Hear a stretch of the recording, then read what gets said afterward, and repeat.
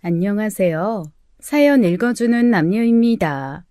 오늘도 와주셔서 감사드리며 그럼 오늘의 사연 바로 시작하겠습니다. 저는 올해 62입니다. 조그만 임대 건물 하나를 가지고 소박하게 살고 있죠. 혼자라고 적적하거나 쓸쓸하진 않아요. 7년 전 세상을 떠난 남편 몫까지 제가 열심히 살아야죠. 자식은 둘입니다. 장가간 아들과 딸이죠. 아이들 걱정 없이 조용히 늙어가려 했는데 인생은 제 뜻대로만 되진 않더군요. 돌이켜보면 그때 저는 이미 불길한 일들이 벌어질 것을 예감하고 있었는지도 모릅니다. 고요한 바다의 일렁이는 작은 물결이 큰 파도가 될 줄 몰랐듯이요. 저는 하루하루 참 단순하게 살았습니다. 임대 건물을 관리하며 별탈 없이 새들어 사는 사람들 얼굴 보는 게 작은 기쁨이었죠. 매주 일요일이면 교회에 나가 소박한 위안을 얻곤 했어요. 함께 예배드리고 봉사하며 동네 이웃들과 어울리는 재미도 쏠쏠했죠. 결혼한 아들 부부와 딸 부부가 가끔 찾아올 때는 아침부터 분주히 음식을 준비했습니다. 맛있게 먹는 모습을 보면 그 자체가 행복이죠. 화려하지는 않아도 잔잔하고 평온한 삶, 그것이면 충분했습니다. 며느리는 저만 보면 언제나 어려운 사정을 털어놓았어요. 제 아들은 벌이가 나쁘지 않은 편이지만 살림이 힘들다는 며느리의 하소연을 듣다 보면 어쩔 수 없이 마음이 흔들렸죠. 때로는 밀린 카드값 때문에 숨이 막힌다며 울먹였고 또 한 번은 병원비가 없어 아프다고 했습니다. 그때마다 저는 마음이 불편해서 며느리 계좌로 적지 않은 돈을 보내곤 했어요. 고맙다고 전화를 하는 며느리 목소리를 들으면 저도 마음이 풀렸습니다. 그래, 내가 조금 아껴 쓰고 저 아이들이 잘 지내면 그걸로 됐다 싶었죠. 저에게 남은 인생은 길지 않으니 제 욕심을 줄이고 자식들이 잘 사는 게 맞다고 생각했습니다. 그런데 어느 날 둘째 딸에게서 다급한 전화가 왔어요. 엄마, 대박! 나 방금 세훈이 SNS 봤는데 언니 장난 아니던데? 너 무슨 일인데 그리 호들갑이야?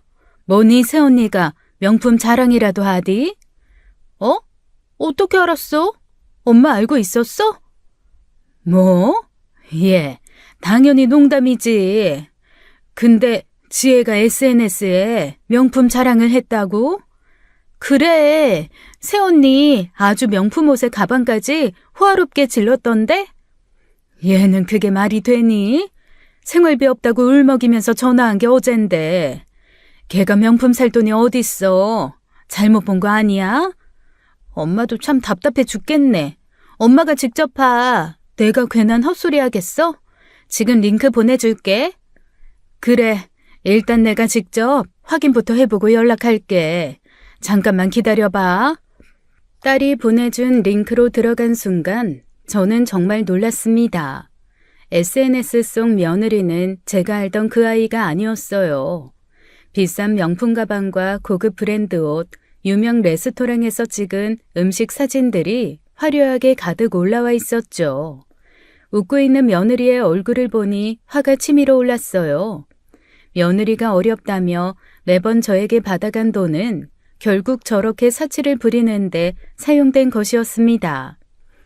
내가 그동안 얼마나 바보 같았나 싶어서 손이 떨리고 정신이 아득했죠. 저는 곧장 며느리에게 전화를 걸었어요. 지혜야, 네 어머니. 다름이 아니라 이 치료는 잘했나 해서. 그럼요. 어머님 덕분에 싹 받았어요. 감사해요. 내가 필요해서 그런데 혹시 그 진료비 청구 영수증 좀 받을 수 있을까? 네? 그게 왜 필요하세요? 엄마가 좀 필요해서 그래. 아, 그게 버려서 없는데 다음에 드릴게요. 괜히 아들 부부 사는데 분란 일으키는 건 아닐까 해서 고민을 좀 했어요. 하지만 한 번은 짚고 넘어가야 할 문제이니 말을 했습니다. 내가 생활비나 병원비로 쓰라고 준 돈 정확히 어디에 썼는지 한번 보고 싶어서 그래. 그 정도는 해줄 수 있지? 어머님, 왜 그러세요? 저 생활비가 모자라서 꼭 써야 할 때만 썼어요. 정말이에요. 그래, 엄마는 믿고 싶지. 그런데 요새 지혜니가 명품들 사서 모은다는 이야기가 있어서. 진짜니? 네? 누가 그딴 이상한 소리를 했어요? 저 명품은커녕 가방도 없어요. 그래서 장바구니에 담아 다니는데. 가방이 없어? 이번에도 신상 명품 가방 샀던데. 네 SNS에서 내가 두 눈으로 확인한 거야. 네? 아니, 어머님, 제 SNS 어떻게 아세요? 막 염탐하세요? 그걸 왜 허락도 없이 보세요. 이거 사생활 침해예요. 세상 사람들 다 보라고 자랑하듯 놀렸으면서 내가 보면 사생활 침해니? 아무튼 그 가방이랑 옷은 어떻게 산 거니? 돈 없다고 힘들다며. 에이, 그냥 친구들한테 없어 보이기 싫어서 그냥 사진만 찍어서 올린 거예요. 진짜 산 게 아니라니까요. 그럼 내가 준 돈 어떻게 쓴지만 알려다오. 아, 정말 피곤하게 하시네. 어머님, 계속 이런 식으로 의심하고 간섭하면 저 스트레스 받아요. 그럼 임신도 못하고 어머님께서 기다리는 손주도 못 보세요. 어머? 지금 너 임신으로 나 협박하니? 협박이 아니라 저도 이런 참견은 못 참는다고요. 적당히 하세요. 그래, 알았다. 앞으로 참견 안 하마. 대신 내 참견도 필요 없을 테니 이제 더 이상 나한테 돈 얘기하지 말거라. 그러고는 전화를 끊었어요. 전화를 끊고 난 후 저는 한동안 숨을 고를 수가 없었어요. 어쩌면 그렇게 뻔뻔할 수 있는지 제가 평소 알고 있던 며느리가 맞나 싶었죠. 그토록 간절히 울먹이며 도와달라고 했던 모습이 연기였다는 사실이 너무 끔찍했습니다. 그런데 그날 저녁 이번엔 아들한테서 전화가 왔어요. 평소와 다르게 아들의 목소리가 잔뜩 화가 나 있었죠. 엄마, 며느리한테 그러는 건 진짜 아니지 않아? 뭐가 아니야? 어디 전화하자마자 엄마한테 승질이야, 승질이, 어? 엄마가 지혜한테 뭐라고 했다며. 지금 지혜 펑펑 울면서 쓰러지게 일보 직전이라고. 도대체 무슨 말을 하셨길래 이 난리냐고. 며느리가 저와의 통화를 끝낸 뒤 곧장 아들에게 울먹이며 하소연을 했던 모양입니다. 자신이 돈 때문에 제게 심하게 무시를 당했다며 눈물을 흘렸다죠.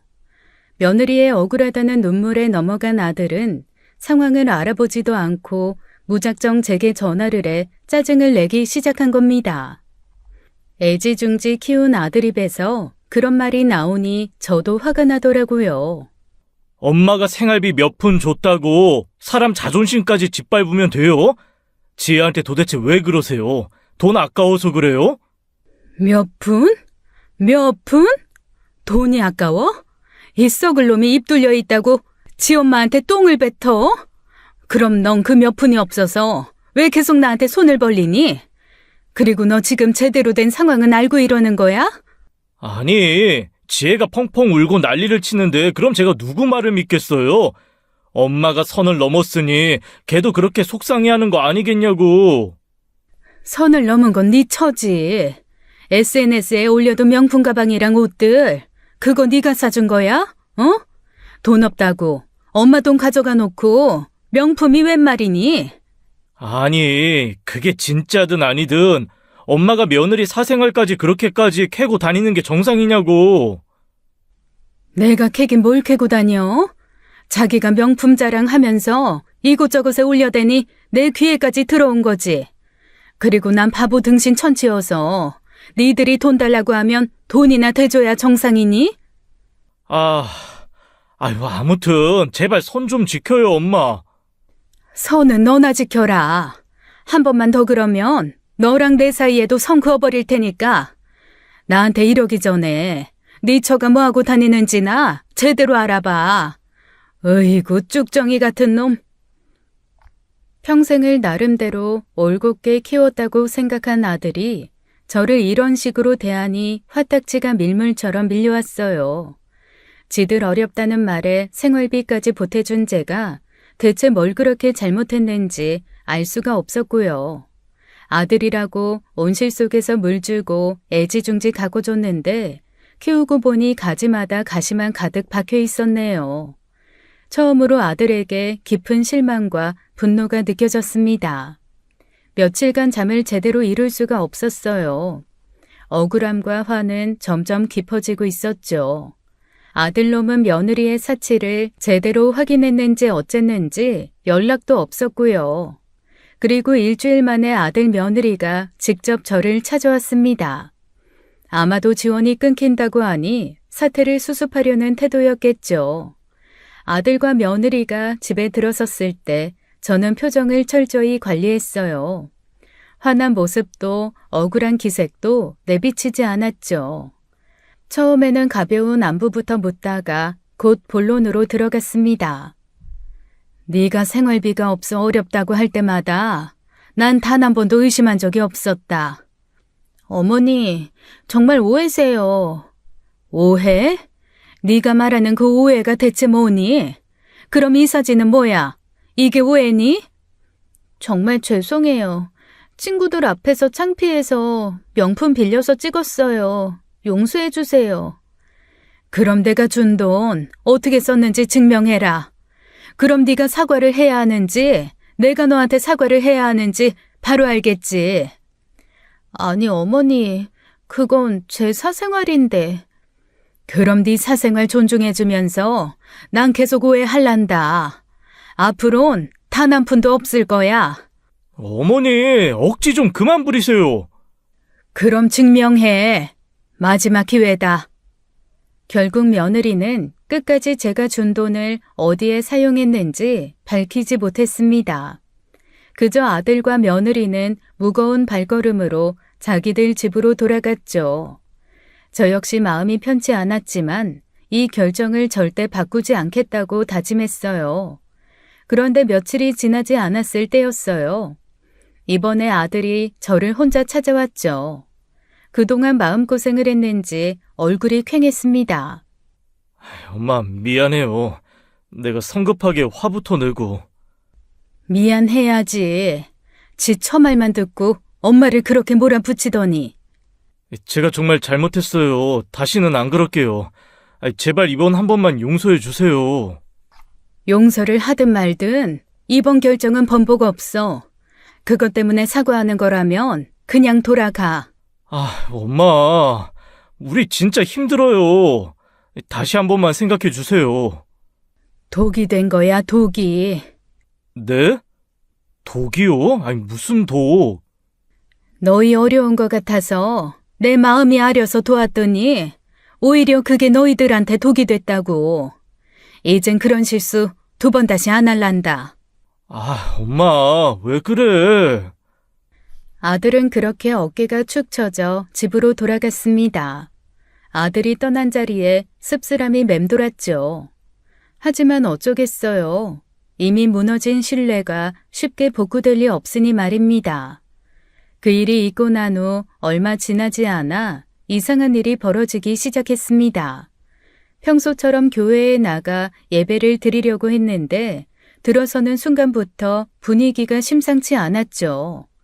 분명 저를 보고도 아는 채 없이 고개를 돌리는 사람들, 그리고 제가 가까이 가면 무슨 일이라도 난 듯이 급히 자리를 피하는 사람들, 늘 웃으며 친근하게 인사를 나누던 사람들의 얼굴에는 왠지 모를 불편함이 서려 있었습니다. 처음엔 그냥 제 기분 탓이라고 생각했어요. 그런데 시간이 흐를수록 분명히 무언가 이상하다는 확신이 들었죠. 심지어 평소 저와 가깝게 지냈던 집사님조차 냉랭한 표정으로 저를 마주했거든요. 예배 전 인사를 건네려고 집사님께 다가가 밝게 웃으며 말을 걸었는데 그분이 갑자기 말없이 일어나 자리를 피했습니다. 너무나 당황스럽고 놀라 말문이 막혔어요. 분명히 뭔가 잘못 돌아가고 있었어요. 혹시 누군가 나에 대한 나쁜 말을 퍼뜨리는 건 아닐까 하는 생각이 퍼뜩 들었죠.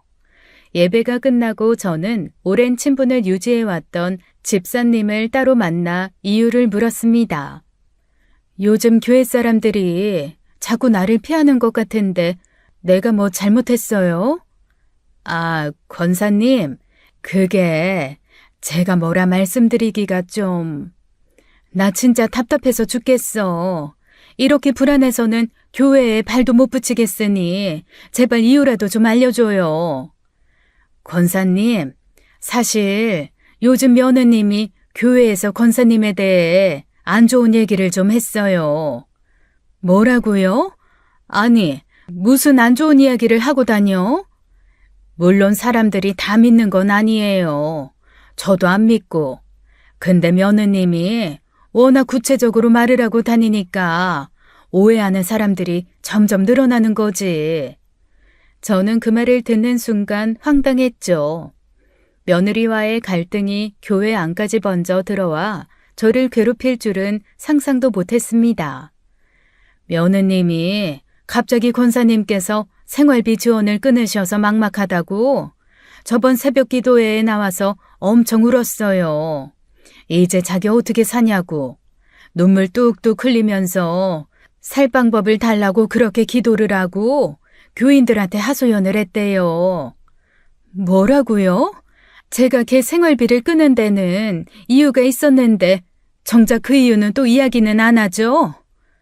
사람들이 다 자기 불리한 얘기는 안 하죠. 어떤 사정이 있는진 전혀 모르겠고 그냥 이유도 없이 지원을 끊으셔서 이제는 주말마다 아르바이트를 해야 해서 교회도 못 나온다고 했다더라고요. 사람들이 그거 듣고 좀 수군대는 거죠. 권사님이 좀 사시는데 어려운 며느리도 안 돕는다고. 그럴 거면 어려운 사람들 봉사는 왜 다니냐 이러는 거지. 괜히 소문이 살이 붙고 다리가 달려서 다닐까 봐 저도 걱정입니다. 기가 막히고 코가 막히다는 건 이럴 때를 두고 하는 말이겠죠. 철저하게 가난한 피해자로 위장한 며느리의 거짓 눈물 한 방에 교회 사람들은 쉽게 넘어갔어요. 제가 쌓아왔던 신뢰와 명예는 한순간에 무너지고 말았죠. 저를 오래간 지켜봐온 사람들이 냉정한 시어머니라고 수군거리며 비난하고 있었던 거였어요. 며느리가 어떻게 그런 거짓말을 아무렇지 않게 퍼뜨릴 수 있는지, 또 그런 얘기를 듣고 교회 사람들은 왜 한 번도 제게 직접 확인하지 않았는지 억울함과 분노가 동시에 몰려왔습니다.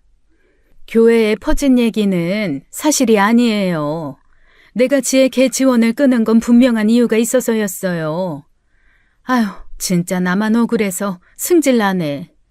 어머, 그렇죠? 나도 그럴 거라 생각했어. 아니 그럼 지금 며느님이 거짓말하고 다녔다는 거잖아. 저는 그 자리에서 휴대폰을 꺼내 며느리의 SNS를 캡처해둔 사진들을 펼쳐 보였습니다. 집사님은 화면에 가득한 명품 가방과 옷, 화려한 해외여행 사진들을 보자마자 눈이 커졌어요. 도저히 믿을 수 없다는 듯 화면을 계속 넘기며 고개를 저었죠.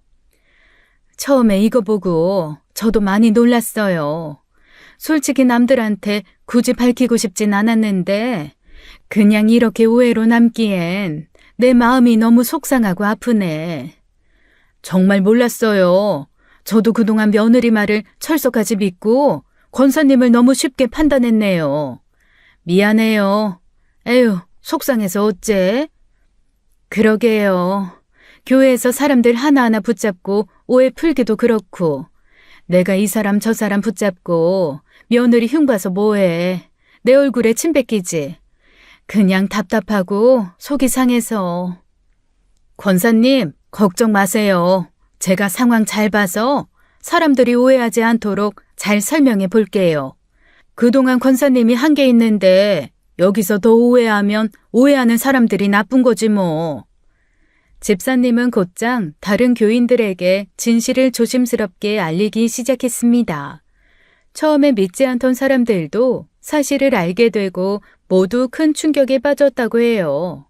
며느리의 철저한 거짓말에 속아 제게 차갑게 대했던 자신들의 행동을 깊이 부끄러워했다고 했죠. 얼마 지나지 않아 교회 사람들이 제게 하나둘씩 찾아와 사과를 건네기 시작했어요. 오해를 해서 미안하다고요. 하지만 저는 마음이 크게 좋아지진 않았습니다. 며느리가 이렇게까지 저를 공격할 줄은 정말 상상도 못했으니까요. 교회 사람들한테 무슨 말을 하고 다닌 거니? 어떻게 없는 사실을 만들어서 그렇게 이간질을 하고 다닐 수가 있니? 다른 곳도 아니고 교회에서. 전 없는 말 한 적 없는데요. 있는 그대로 얘기했을 뿐이에요. 어머? 뭐가 있는 그대로라는 거야? 치과 치료 비용 없다고 나한테 돈 받아서 명품 가방 사는 그런 사실 말이니? 어머님이 생활비를 끊으셔서 저 주말마다 알바 뛰느라 교회 못 나가는 건 사실이잖아요. 그건 내가 돈을 끊어서가 아니라 네가 감당 못할 사치를 부려서 그런 거지. 그리고 주말마다 아르바이트 다니는 건 사실이야? 말 못해요. 사생활 침해 그만하세요. 말 잘하네. 네 인생을 내 돈으로 결제했으면 사용 내역 정도는 공개해야 맞는 거 아니니? 교회에서 있었던 사건 이후 며느리와 제 사이는 완전히 틀어졌습니다. 아들과도 마찬가지였어요. 아무리 노력해도 깨진 신뢰를 다시 붙이는 건 어려운 일이었죠. 그런데 얼마 지나지 않아 더 큰 일이 벌어지고 말았습니다. 제가 소중히 간직하던 친정 부모님의 유품인 금팔찌와 가락지가 감쪽같이 사라져버린 거예요. 작은 방 금고에 넣어두었는데 함께 넣어둔 돈들도 함께 사라졌더군요. 처음엔 제가 어디 잘못 둔 줄 알고 온 집안을 샅샅이 뒤졌지만 금고에 있는 돈들도 함께 사라졌으니 당연히 도둑의 소행이라 생각했어요. 어떤 놈인가 하고 금고가 있던 작은 방에 설치해둔 CCTV 영상을 돌려봤죠. 그런데 그 순간 화면 속 모습에 경악을 금치 못했습니다. 그 영상 안에서 며느리가 금고를 뒤지며 금부치와 현금들을 훔치는 장면이 생생하게 찍혀 있었거든요. 정말 너무 어이가 없어 아무 말도 할 수가 없었어요. 더 충격적인 사실은 며느리 혼자만의 일이 아니었다는 것이었습니다. 영상 속에서 아들이 방문 밖에 서 있는 게 보였거든요. 한마디로 아들놈이 집 현관 비밀번호와 금고 비밀번호를 알고 있으니 가능한 일이었죠. 사실 이 사건이 터지기 반년 전에 집에 도둑이 든 적이 있었습니다. 제가 지방에 갔을 때 있었던 일인데요. 다행히 금고는 털리지 않았지만 화장대에 넣어둔 작은 현금들은 도둑 맞았었어요. 그래서 혹시나 하고 그 이후 집에 CCTV를 설치해 두었습니다. 도둑 든 걸 알면 아들이 걱정할까봐 그 얘기를 아들에게는 하지 않았었죠. 그런데 그 CCTV로 아들 부부의 도둑질을 잡았으니 제가 얼마나 황당하고 허무했을까요? 그 아이를 키우며 보냈던 시간들이 너무 허무했습니다. 믿었던 사람들의 배신이 이렇게 아프고 괴로운 것임을 그때 처음으로 온몸으로 느꼈네요. 영상 속에서 저를 더욱 고통스럽게 만든 것은 따로 있었습니다. 며느리가 유품과 금부치들 그리고 현금을 훔친 직후 누군가와 통화를 하며 깔깔거리며 웃고 있었어요. 며느리는 저를 두고 조롱하며 비웃고 있었어요. 돈은 많아도 쓸 줄 몰라서 자식들 다 떠나고 금고나 껴안고 사시는 분 있잖아. 딱 우리 시어머니 얘기라니까? 한때는 내 자식처럼 여겼던 며느리에게 이렇게 철저히 배신당했다는 사실이 견딜 수 없이 슬펐습니다. 동시에 얼마나 오랫동안 나를 바보로 알고 속이며 살아왔는지 생각하니 치가 떨렸어요. 억울함과 분노는 더 이상 참을 수 없는 한계를 넘어서고 있었고요.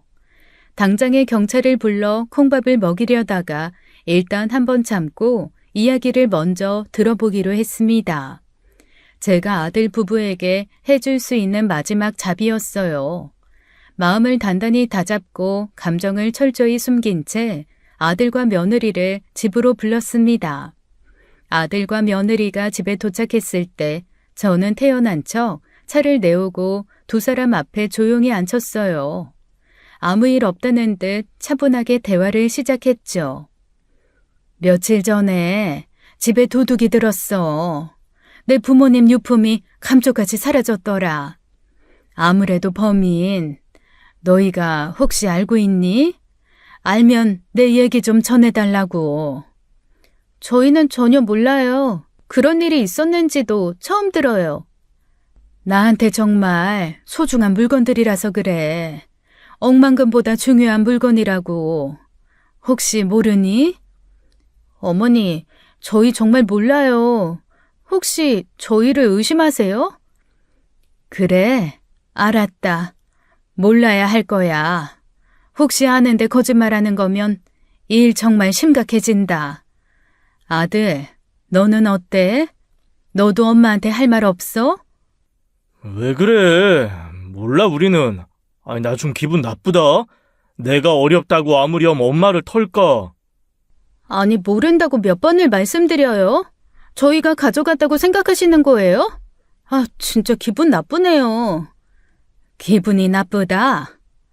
그러면서 제가 잠깐 정신을 놓고 유품을 잘못 보관한 것 아니냐며 오히려 저를 탓하기 시작했어요.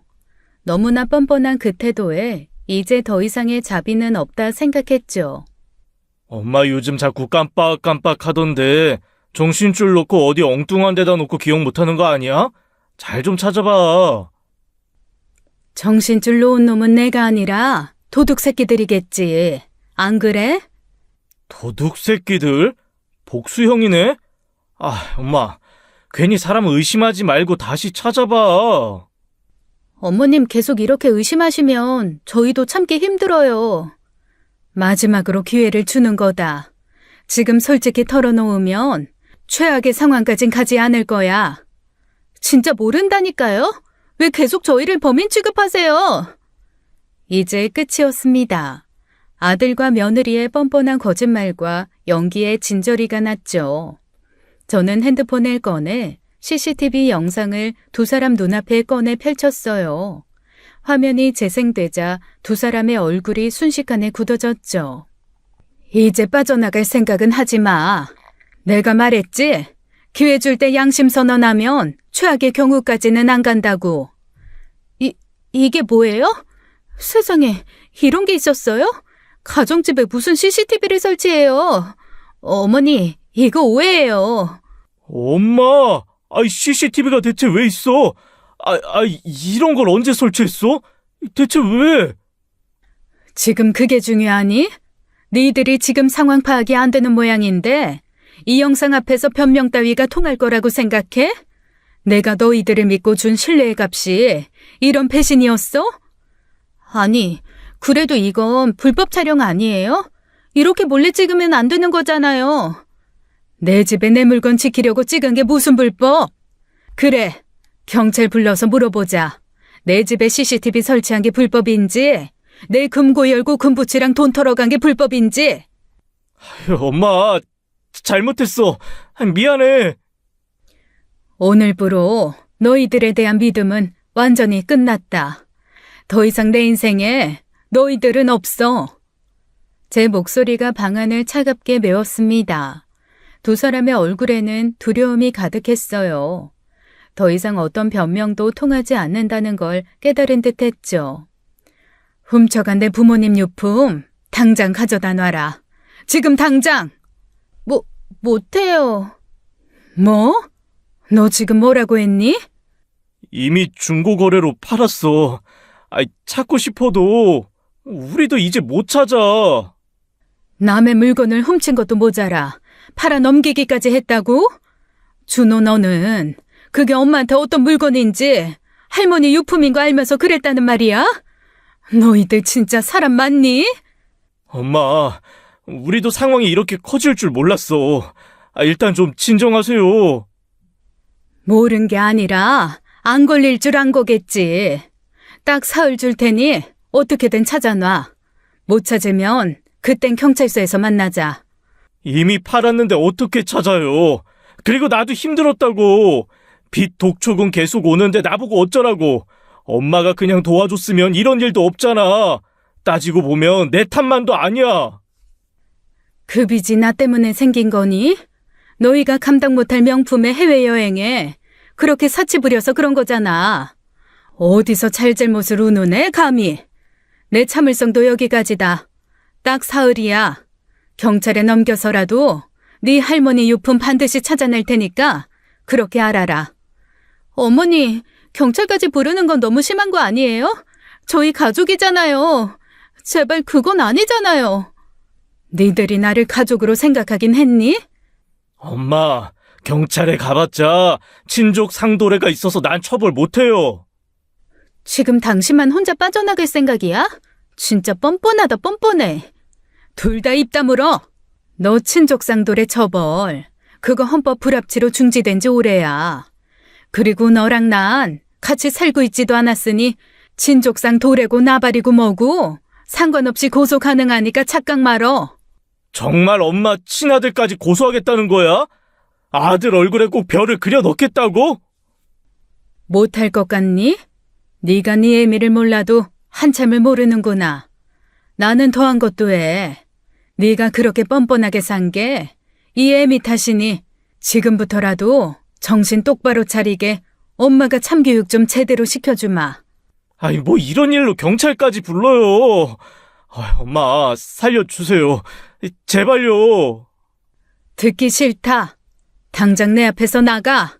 내 눈앞에서 썩 사라져. 그리고 저는 진짜로 경찰에 신고를 했습니다. CCTV 영상까지 모두 전달하며 범인이 아들과 며느리라고 이야기했죠. 며칠 후 결국 경찰의 도움을 받아 어머니의 유품은 찾을 수 있었어요.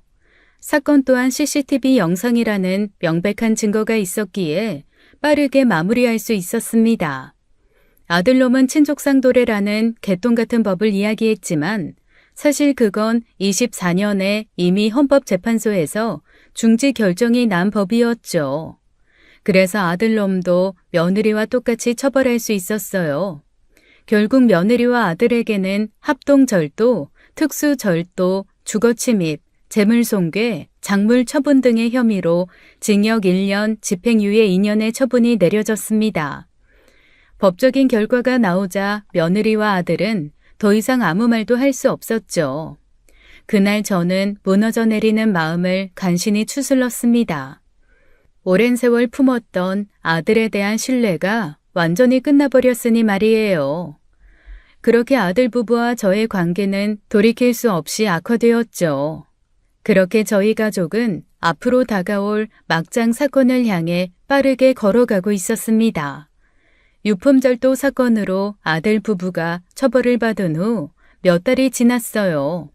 그동안 서로 연락도 안 하고 지냈죠. 그저 제 가슴속 한구석에서 계속 불길한 예감이 들었습니다. 며느리가 쉽게 물러설 성격이 아니라는 걸 알고 있었으니까요. 그러던 어느 날 밤이었습니다. 잠을 청하려고 막 불을 끈 순간이었어요. 갑자기 초인종이 미친 듯이 울렸죠.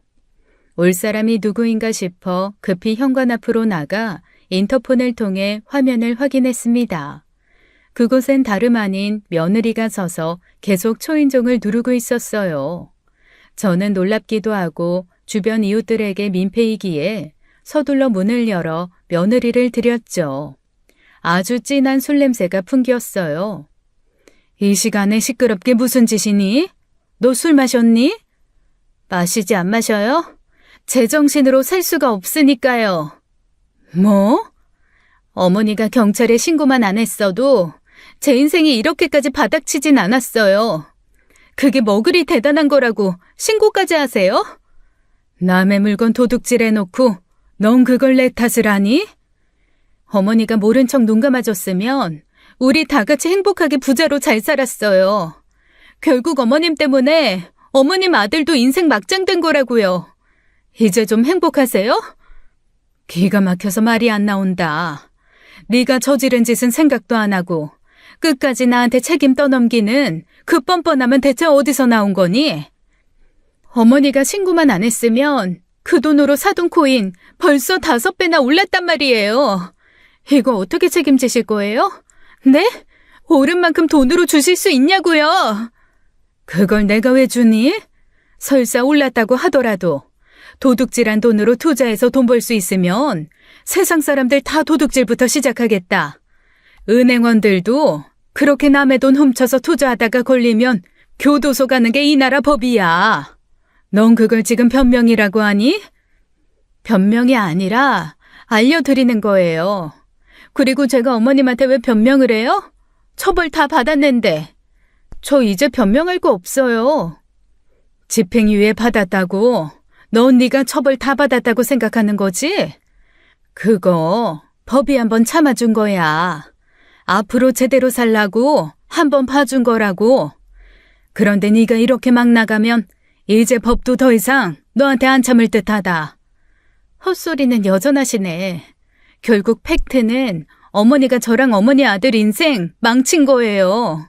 그게 팩트라고요. 대체 어떻게 책임지실 건데요? 책임? 책임은 네가 져야지. 이 모든 일이 네 욕심과 허영 때문에 벌어진 거지. 내가 벌인 일이니?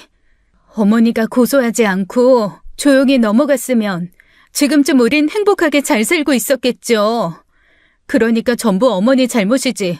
왜 내가 책임을 져? 남의 돈 훔쳐서 코인 따위나 하는 게 행복이냐?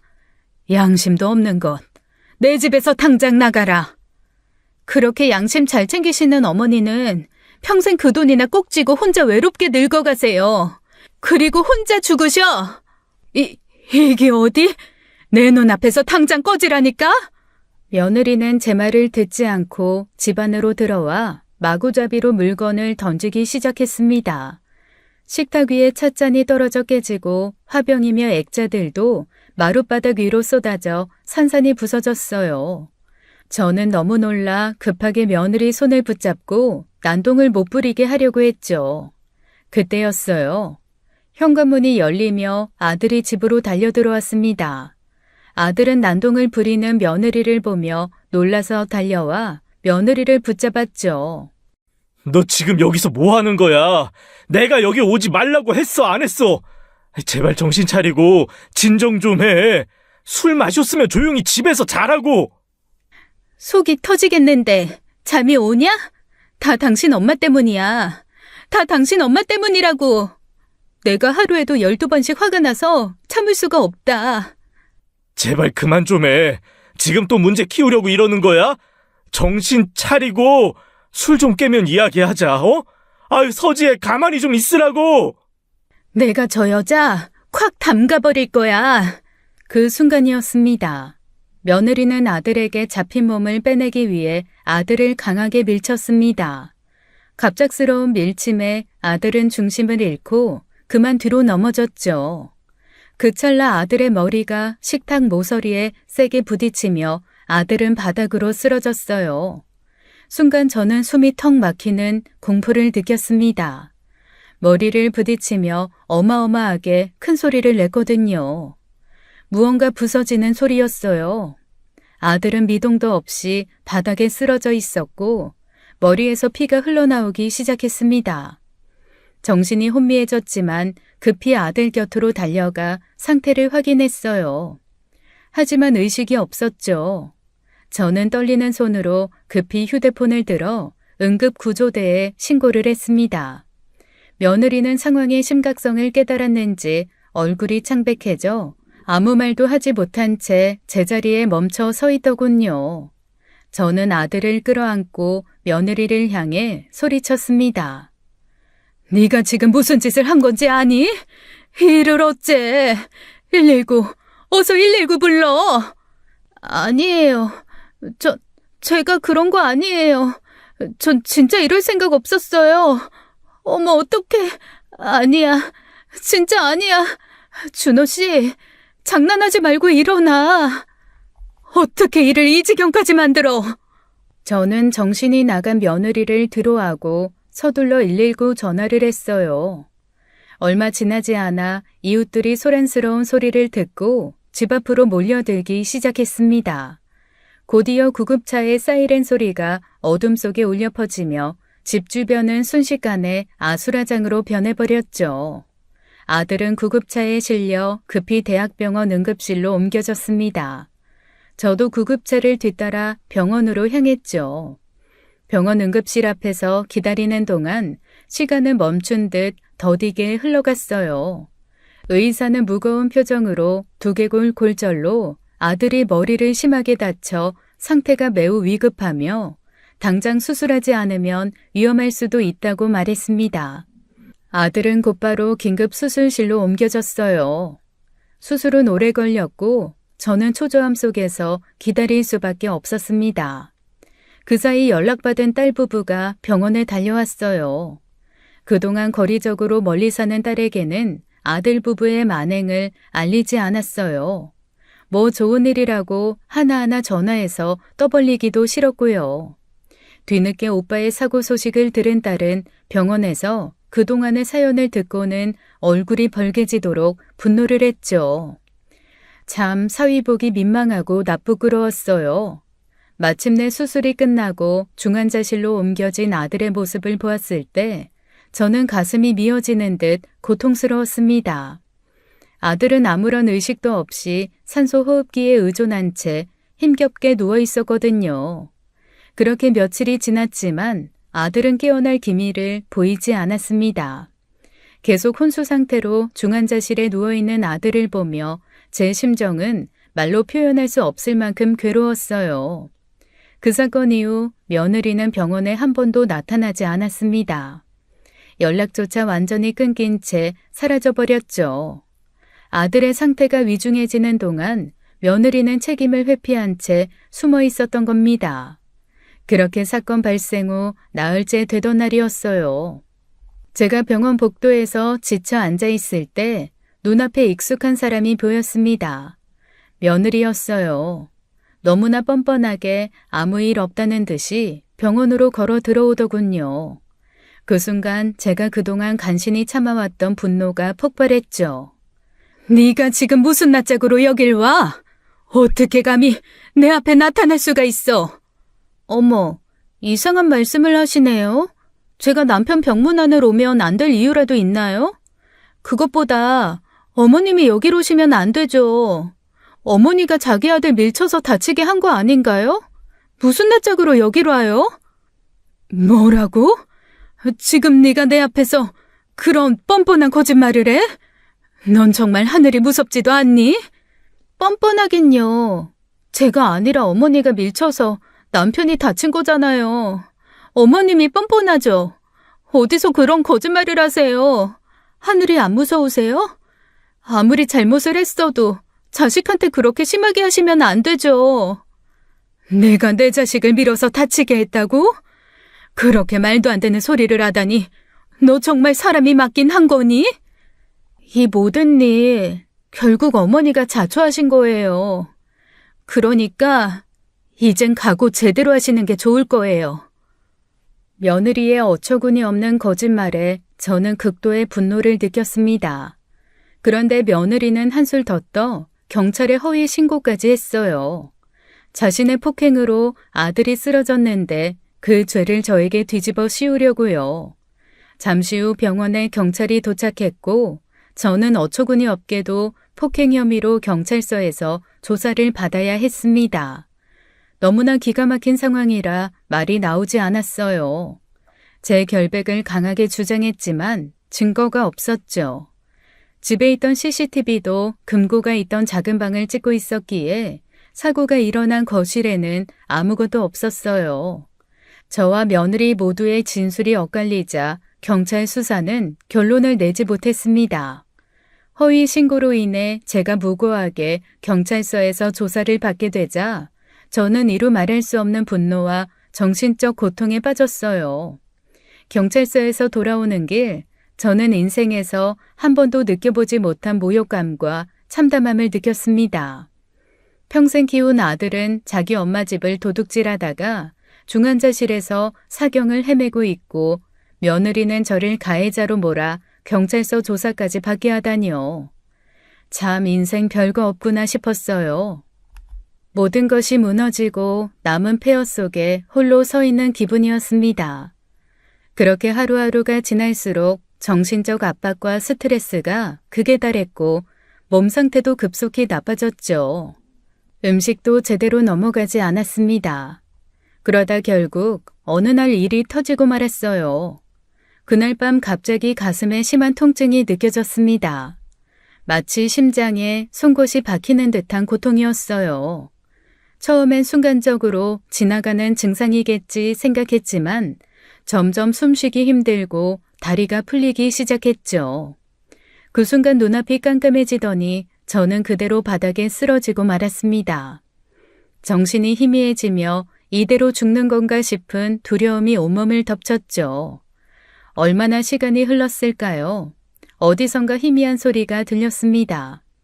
딸의 목소리였어요. 어지러웠지만 간신히 눈을 뜨자 딸과 사위가 놀란 얼굴로 저를 바라보고 있었어요. 엄마, 이제 정신이 들어? 다행이다. 우리가 얼마나 놀랐는지 몰라. 정말 다행이야.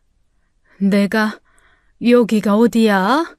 대체 무슨 일이 일어난 거니? 장모님, 저희가 집에 들어갔더니 장모님이 바닥에 정신을 잃고 누워 계셨어요. 몸은 좀 어떠세요? 괜찮으세요? 정신을 차려보니 저는 병원의 응급실 침대 위였어요. 가슴에는 여러 의료기기들이 달려 있었고 숨을 쉬는 것조차 쉽지 않았죠. 담당 의사는 급성 심근경색으로 긴급 수술을 마쳤고 조금만 늦었으면 생명이 위태로웠을 거라고 했습니다. 순간 가슴이 철렁 내려앉았어요. 알고 보니 딸과 사위가 저를 발견해 제가 살 수 있었던 것이었습니다.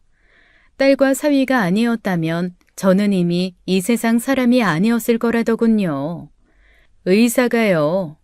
딸 부부가 그날 저를 찾아온 것도 우연은 아니었죠.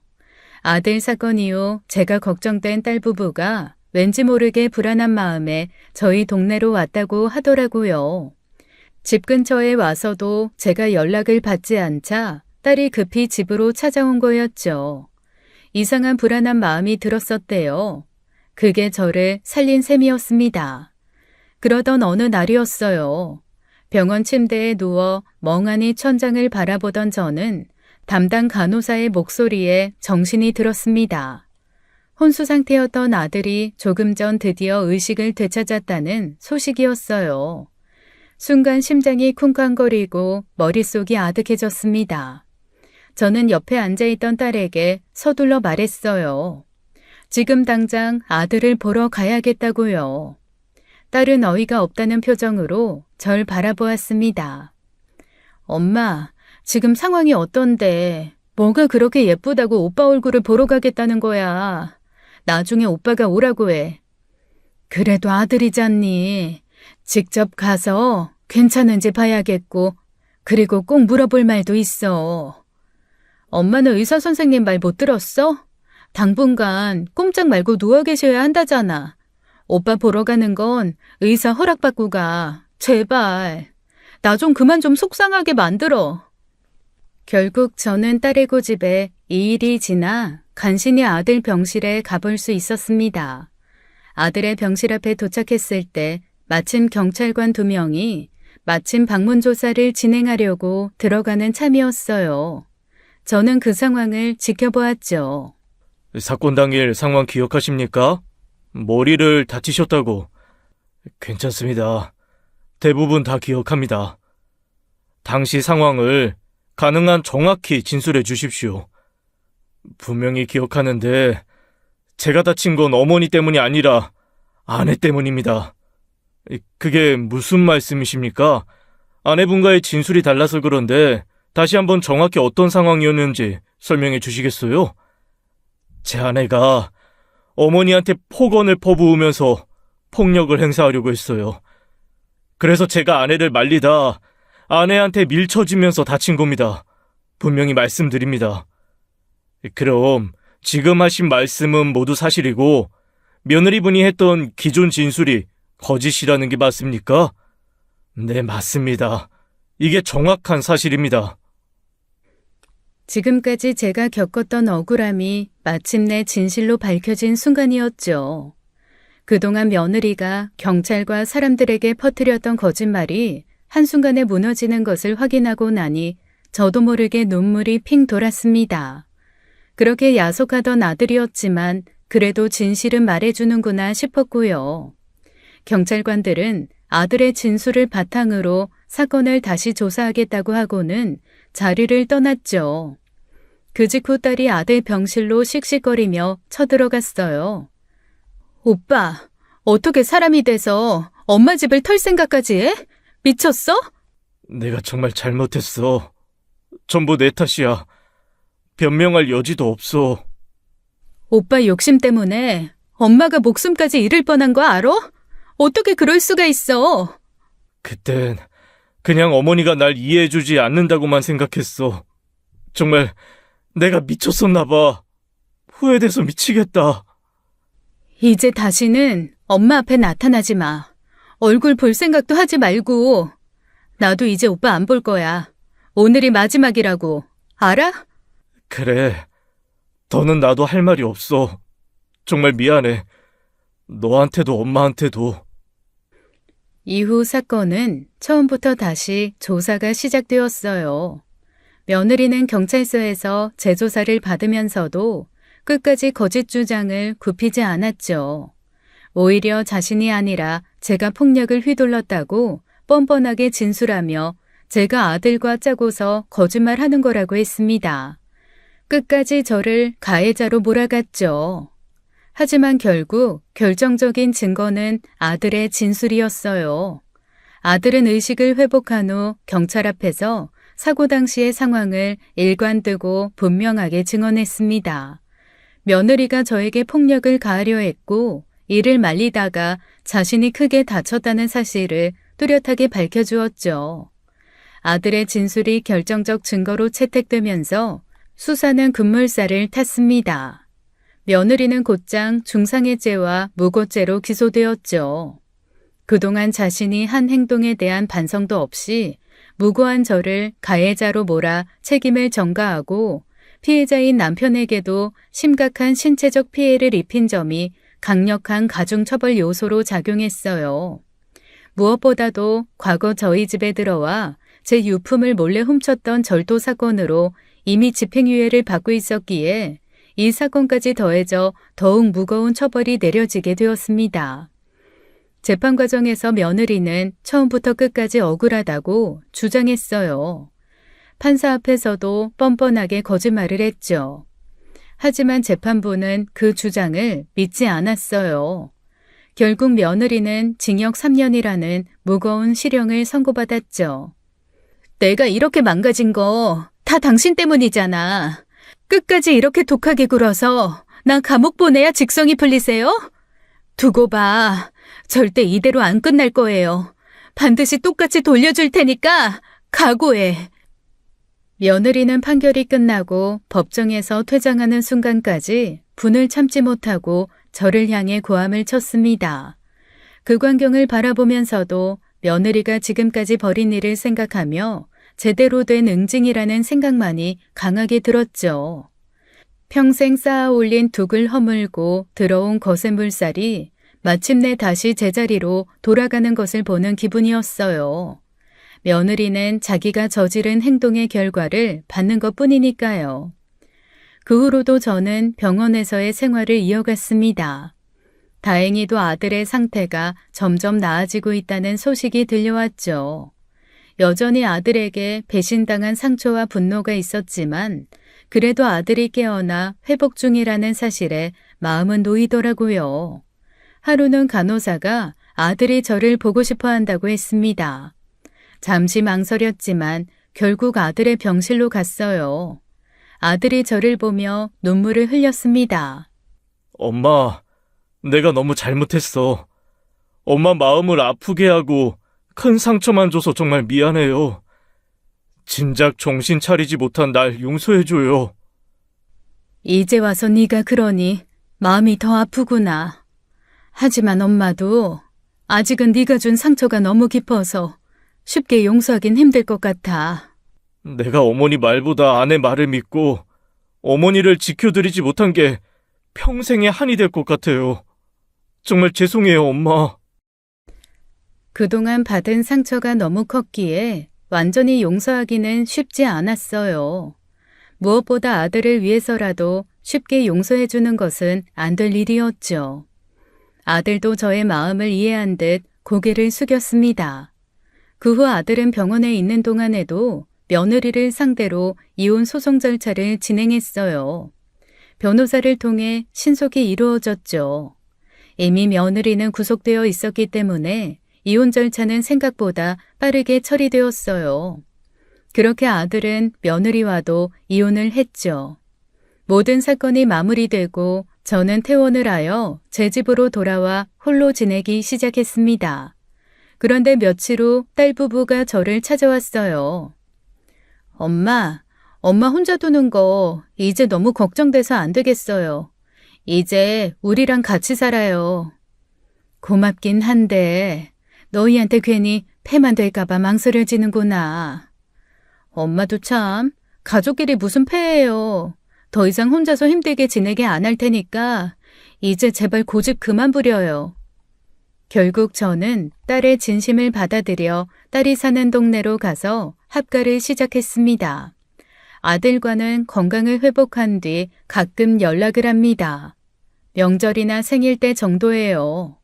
이제 서로의 안부만 주고받는 사이가 되었지만 저는 그것으로 현재는 충분하다고 느낍니다.